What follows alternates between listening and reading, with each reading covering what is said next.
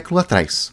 Lá na cidade de Ismailia, no Egito, um professor criou uma organização para ajudar a pobreza que ele via em países árabes. Essa organização foi chamada de Irmandade Muçulmana. Eles não gostavam de valores ocidentais como o secularismo, aquela ideia de separar religião e governo, e eles ensinavam que deveriam voltar para os princípios islâmicos mais tradicionais. Eles acreditavam que o governo deveria implementar mais as leis islâmicas, o Sharia. E mais sobre isso naquele outro vídeo que eu fiz só sobre islamismo. Aí nos anos de 1940, eles criaram escolas, hospitais, negócios e mesquitas, com o intuito de ajudar a diminuir a pobreza para árabes, que para eles tinha sido causada por causa da colonização britânica. Por séculos, o Oriente Médio teve grandes impérios muçulmanos, tanto aqueles governados por árabes, como os califados, quanto pelos turcos, como o Império Otomano. Mas, para muitos árabes, esse Império Otomano era só um vestígio dessa grande era de ouro, e cada vez estava ficando mais fraco. Então muitos sonhavam em restaurar aquela idade de ouro, principalmente com um grande califado árabe unificado, e eles já estavam ficando cansados dos turcos. Aí então, quando chegou a Primeira Guerra Mundial, os otomanos ficaram do lado errado, e o Reino Unido, querendo enfraquecer eles, pediu ajuda dos judeus e os árabes, prometendo para os dois, separadamente, que se eles ajudassem na guerra, eles iriam ajudar a criar um país independente para eles no lugar do Império Otomano. Mais para o final da guerra, os britânicos publicaram a Declaração Balfour, em 1917, que falava do apoio britânico para a criação de um Estado judeu na região da Palestina. Vários árabes e até mesmo cristãos que moravam no local não gostaram disso, já que na época os judeus eles eram minoria por lá. A guerra acabou e os otomanos também, mas as terras deles foram divididas entre Reino Unido, França, Itália e a Rússia. Um desses pedaços era esse aqui, que ficou chamado de Mandato Britânico da Palestina. É claro que o pessoal de lá não ficou nada feliz, tanto os judeus quanto os árabes, e muitos começaram a se revoltar e brigar com os britânicos nos próximos anos. O pior é que além de começar a brigar contra os britânicos, para eles saírem de lá, eles também começaram a brigar entre si, para ver qual que seria o país que iria surgir depois que os britânicos fossem embora. Também durante esse tempo, a Irmandade Muçulmana expandiu pelo Egito, inclusive aqui pela Península do Sinai, chegando bem na fronteira do mandato britânico. Quando os britânicos saíram, eles deixaram a ONU para resolver, e a ONU propôs um plano de 2 países, que a Irmandade Muçulmana, junto com os outros árabes, não aceitaram. E quando Israel declarou a criação do país, do Estado de Israel, os países árabes em volta invadiram, começando uma guerra. 10 mil membros da Irmandade Muçulmana se voluntariaram para lutar contra Israel, querendo eliminar o Estado judaico de uma vez. Israel venceu a guerra e eles acabaram pegando ainda mais terras. A Jordânia ficou com esse pedaço aqui, conhecido como a Transjordânia, e o Egito ficou com esse outro pedaço aqui, que é conhecido como a Faixa de Gaza. Como o Egito que estava controlando a Faixa de Gaza e a Irmandade estava no Egito, isso abriu as portas para a Irmandade Muçulmana poder ir para lá e criar mais laços e raízes no local. Durante esses anos, a Irmandade continuou apoiando e fazendo resistência contra Israel, através de protestos, greves de funcionários e até fazendo lobby político. Também durante esse tempo surgiu um grupo de resistência da Palestina chamado Movimento de Libertação Nacional da Palestina. As suas siglas em reverso formou o nome curto deles, Fatah. Esse grupo foi formado por árabes que moravam lá no mandato britânico e foram expulsos ou fugiram durante a Guerra Civil, e o objetivo deles era fazer uma resistência armada contra Israel.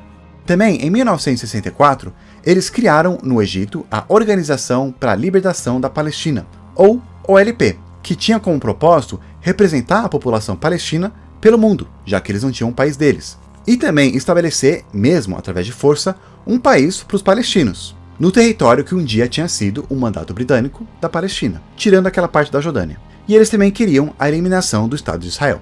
Dentro da OLP, eles criaram o Conselho Nacional Palestino, que é tipo um ramo legislativo da OLP, que fazia políticas para a organização e também escolhia o líder deles lá. Aí, em 67, teve a Guerra dos 6 Dias, que teve Israel contra o Egito, a Síria e a Jordânia. E no final, Israel ganhou de novo, capturando ainda mais território, o que fez com que aumentasse ainda mais as tensões entre Israel e as pessoas que viviam em Gaza. Foi nessa hora que o Fatah acabou se unindo com a OLP, e até ganhou posições lá na administração. Tá, mas cadê o Hamas? No mesmo ano, tinha esse cara aqui que vivia em Gaza, o Ahmed Yassin. Ele nasceu numa cidade um pouco ao norte de Gaza, na época era o mandato britânico, e ele e a sua família acabaram fugindo para Gaza durante a Guerra Civil. Quando o guri, ele se acidentou e acabou ficando paraplégico. Foi fazer seus estudos e com o tempo acabou se tornando um líder espiritual. ele se conectou bastante com o pessoal da Irmandade Muçulmana e acabou criando um ramo dessa Irmandade lá em Gaza, uma organização de caridade chamada Mujama al-Islamiyya, que muitas vezes é citada como a precursora do Hamas. Mesmo com Israel mandando em Gaza durante essa época, eles deixaram que algumas organizações islâmicas pacíficas surgissem e operassem, especialmente porque eles tinham esperanças que eles seriam uma solução palestina melhor do que a OLP, que naquela época ainda fazia uma resistência armada contra Israel, e também puxava mais para o lado marxista. De acordo com essa pesquisa de congresso, Mujama al-Islamiyya foi registrada e aprovada pelo governo de Israel como uma ONG de caridade. E nos próximos anos eles fizeram serviços sociais, construíram mesquitas, escolas, etc. Foram eles que construíram a Universidade de Gaza, com a aprovação de Israel. Por causa disso, essa organização conseguiu crescer bastante em Gaza, ainda mais usando os caminhos que já tinham sido estabelecidos pela Irmandade nas últimas décadas. A Irmandade Muçulmana já tinha sido violenta antes, mas no final da década de 60, o núcleo da Irmandade já estava querendo ser mais pacífico, e muitos extremistas acabaram saindo de Gaza. Mas, como vocês devem imaginar, teve algum momento que essa organização começou a mudar para se tornar o Hamas. E uma das principais influências dessa mudança foi a Revolução do Irã, lá em 1979, quando instalaram um governo islâmico. Isso inspirou muitos árabes das regiões vizinhas a querer instalar também um governo parecido para eles. Alguns acreditam que durante os anos 80, a organização Mujama começou a se envolver com resistência armada. Em 1984, soldados israelenses invadiram algumas mesquitas que a organização fez e, de acordo com eles, encontraram um pequeno armazenamento de armas. Por causa disso, Yassin foi preso, mas depois foi solto em uma troca de prisioneiros. Até o final dos anos 80, Mujama já controlava 40% das mesquitas em Gaza, mas eles ainda eram uma organização pacífica, porém, isso já ia mudar. No decorrer dos anos, Israel assinou um acordo de paz com o Egito e devolveu o Sinai para eles. E também o Egito foi o primeiro país muçulmano a reconhecer a existência de Israel. Mas os palestinos que viviam lá em Israel, principalmente em Gaza e na Cisjordânia, estavam ficando cansados do tratamento de Israel e também da ocupação nesses territórios. Em dezembro de 87, um caminhão do exército de Israel bateu em uma van que levava trabalhadores palestinos lá em Gaza, matando 4 pessoas e ferindo mais 10. Isso foi o gatilho que causou uma grande revolta, conhecida como a Primeira Intifada. De acordo com esse artigo, alguns membros da Irmandade Muçulmana se encontraram com Yassin falando para eles se juntarem com a revolta, mas Mujama e a Irmandade já tinham meio que decidido não resistir a Israel violentamente. Então eles acabaram criando um outro ramo separado para focar mais nisso, o Movimento de Resistência Islâmica, que em árabe as suas siglas formam a palavra Hamas, sendo esse nome usado mais oficialmente em 1988, quando eles publicaram um estatuto. Muitas pessoas gostam de salientar algumas partes desse estatuto, por exemplo, quando fala sobre fazer Israel desaparecer e que a solução do problema da Palestina é o Jihad, a Guerra Santa. Além disso, o Hamas dizia que também queria um país da Palestina com as fronteiras criadas lá pelos britânicos no mandato deles, e o Yassin se tornou o líder espiritual desse grupo. Em 89, Israel prendeu Yassin, acusando de ordenar a morte de palestinos que ajudaram o exército de Israel. Em 91, o Hamas pela primeira vez organizou um grupo armado chamado Brigada Al-Qassam, mas a OLP e o Fatah ainda eram os maiores movimentos de resistência contra Israel. Porém, isso ia mudar. Com a ajuda dos Estados Unidos, Israel conversou com a OLP e juntos eles fizeram o Acordo de Oslo, que planejou uma gradual criação de um Estado democrático para os palestinos, ou seja, um país para eles, na Cisjordânia e na faixa de Gaza. E eles criaram a Autoridade Nacional Palestina, que é o governo da Palestina, um governo provisório para um futuro país da Palestina. E também mais tarde, no Oslo II, eles criaram o Conselho Legislativo da Palestina, que é o poder legislativo dos palestinos. Então, com isso, eles começaram a ter um presidente eleito por eles e um parlamento também eleito que elege um primeiro-ministro. E os dois compartilham o poder para governar a Palestina. Além desse governo mais oficial palestino, nos acordos, a OLP oficialmente deixou de ser uma organização armada contra Israel e começou a apoiar uma solução de 2 estados. O Hamas não aceitou nada desses acordos, falando que os palestinos estavam perdendo seus direitos. Então eles meio que acabaram ficando no lugar antigo da OLP, na questão de ser a resistência palestina armada contra Israel. Então, só para a gente colocar tudo no lugar, a gente tem a OLP, que por anos foi uma organização oficial para representar os palestinos pelo mundo, e eles tinham um conselho, que era tipo um mini congresso deles. Nos acordos de Oslo, eles criaram a Autoridade Nacional Palestina como o governo inicial de um futuro país da Palestina e o parlamento deles. E por fora, outros grupos independentes, como a Irmandade Muçulmana, que surgiu lá no Egito muito tempo atrás, que tinham como propósito ajudar os muçulmanos e trazer de volta mais costumes tradicionais. O Fatah, que surgiu como uma resposta da expulsão dos palestinos de Israel. O Majma al-Islamiyya, que era um ramo da Irmandade e fazia caridades, construía coisas lá em Gaza. E deles veio o Hamas, como uma resposta da primeira intifada, para lutar contra Israel. Beleza. Aí chegamos no engenheiro chamado Yahya Ayyash, que se uniu com o Hamas e começou a fazer para eles bombas, que começaram a ser usadas em ataques suicidas, lá em 93.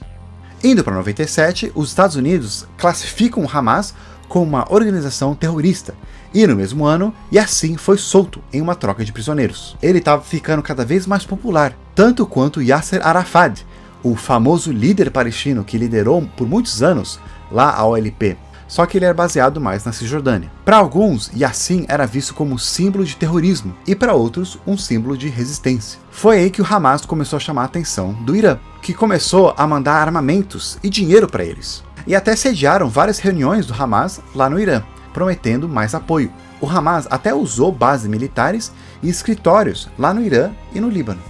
Tudo isso ajudou o Hamas a crescer ainda mais e se tornar uma força militar. Também eles começaram a participar de eleições locais e municipais. A popularidade deles começou a aumentar quando apareceram alguns escândalos de corrupção que até envolveram o Yasser Arafat, que supostamente desviou até $1 bilhão das doações para a Palestina para ele mesmo. Aproveitando dessa fraqueza, Hamas começou a doar 95% dos seus fundos para comunidades palestinas que mais estavam precisando lá em Gaza.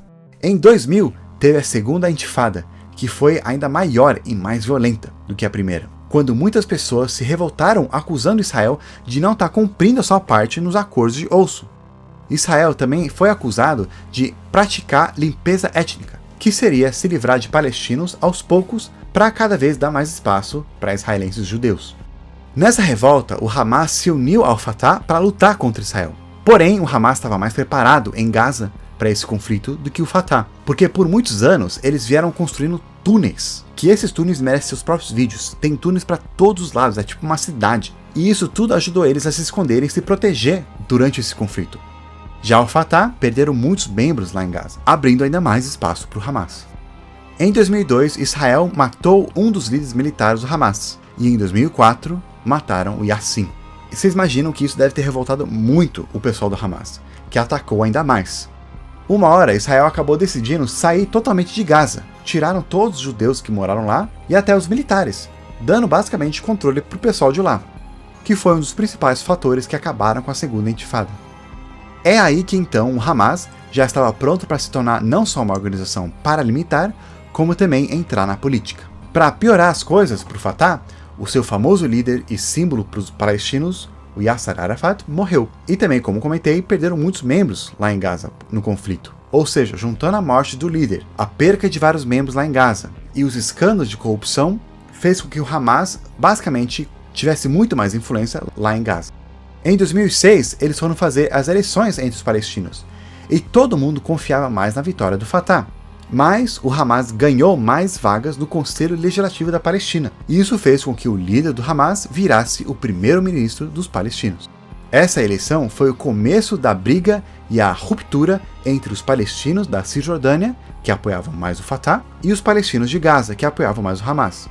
Lembra que nesse governo provisório tem dois líderes principais, o primeiro-ministro e o presidente. O presidente já tinha sido eleito, ele era do Fatah.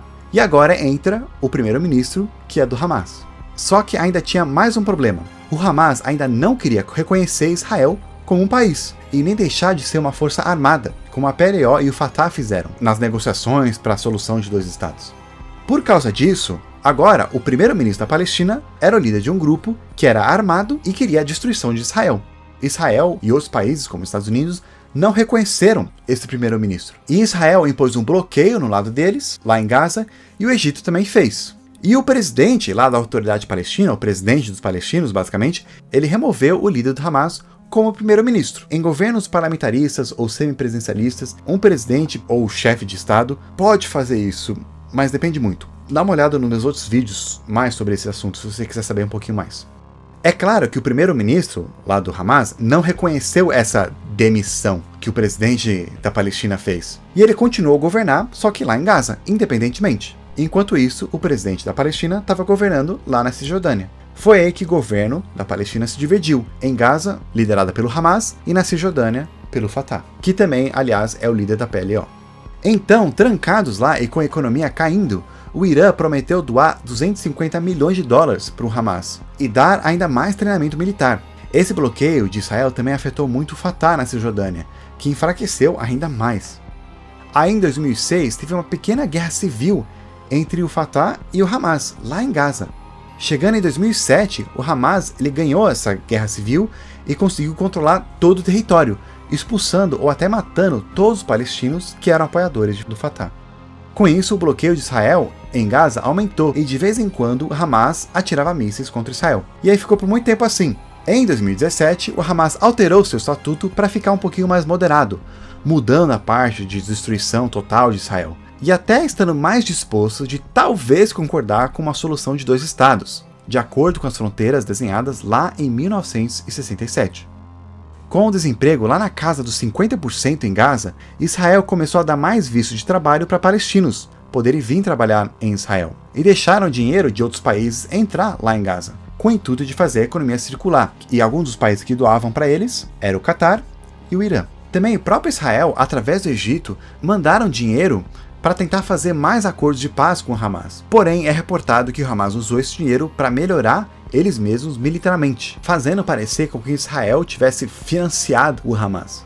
E agora temos a guerra mais recente, e a crise humanitária lá em Gaza, com Israel invadindo, cada vez avançando mais lá pelo norte, e o Egito não deixando os palestinos irem para lá. O Hamas é acusado de usar hospitais e crianças como escudo humano, aproveitando que Israel faz ataques muito fortes. E isso é um mega resumo sobre a história de Hamas. Apesar de ter sido organizado como um grupo para resistir à ocupação de Israel, muitos criticam por eles terem negado muitas das negociações de paz, e também por ter nos seus objetivos mais a aniquilação dos seus inimigos do que a libertação de palestinos. Por causa disso, e também por usarem muitas táticas cruéis em atacando civis israelenses, ou qualquer um que está no seu caminho, perseguirem cristãos lá em Gaza, se defendendo usando próprios palestinos, fazendo perseguição política de qualquer um que não apoie o Hamas lá em Gaza, sendo palestino ou não, eliminando qualquer tipo de oposição, o Hamas ele é considerado não só como um grupo extremista, mas também como um grupo terrorista por alguns países. E você o que acha? Será que os dois vão conseguir entrar em algum acordo? Até quando será que essa guerra vai? Será que o Fatah consegue voltar a dominar a política de toda a Palestina? Ou a solução agora é criar 3 países diferentes? Deixe nos seus comentários e por enquanto vou ficando por aqui. Até a próxima!